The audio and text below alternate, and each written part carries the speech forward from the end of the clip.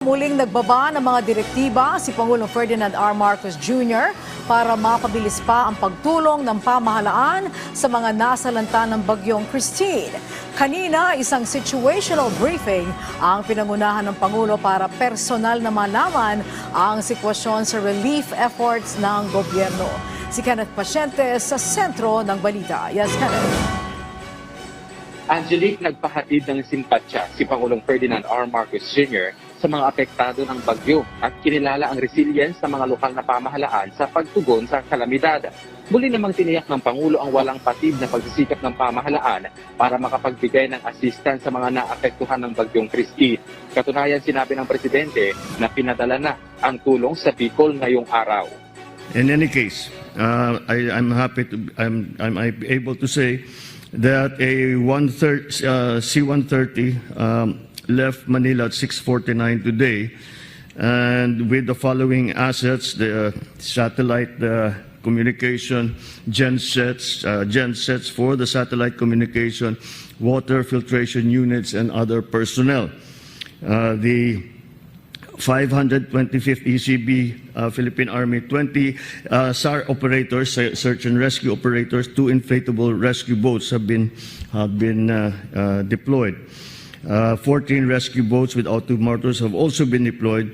The C-130 that left at 6:49 has arrived at Bicol International Airport at 7:49, and there is another element of Black Hawk helicopters that are in Legazpi and are attempting to go to Nara.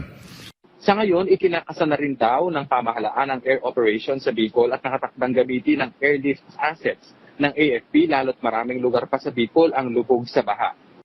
So, in Kamsur right now, as of about 1 hour ago, of the 36 towns, 9 towns are still fully submerged. Around 6 towns are partially submerged. But the province has been very, very quick in distributing house to house food distribution, and every area has already been reached. And we are augmenting the province's food supplies. Bagaman hamon pa rin ang paghahatid ng tulong sa ilang lugar sa bansa, tiniyak ng Pangulo na hindi ito magiging dahilan para ma-delay ang tulong. That is where the airlift capability will come in. We have set up triage camps on both sides of Maharlika Highway that is presently now still cut off. So those are providing food and medicines on site. And we are in constant contact with our local government units so that we are in close coordination with the first responders, who are, of course, those who guide us in where the most critical areas are.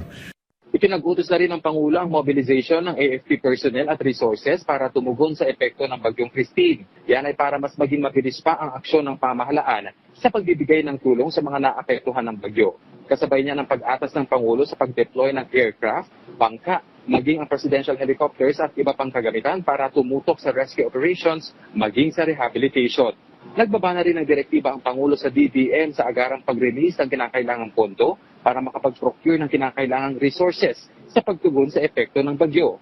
Habang ang DTI naman ay naatasan ng Pangulo na i-monitor ang compliance sa price control at tiyakin na hindi maaantala ang supply ng basic commodities sa mga apektadong lugar.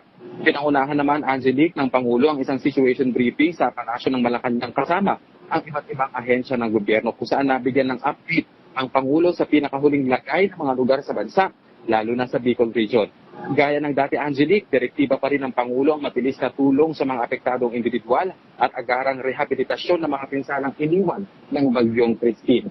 Ngayong ilang oras na gumanda ang panahon ay nakatakda namang magkaroon ng aerial inspection ng Pangulo sa Batangas at Cavite.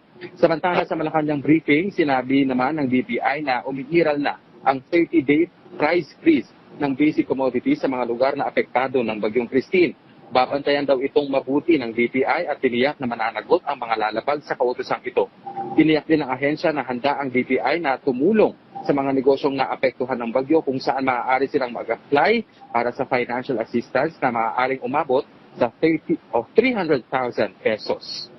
At yan na muna ang latest. Balik sa iyo, Angelique. Alright, maraming salamat sa iyo, Kenneth Pasyente.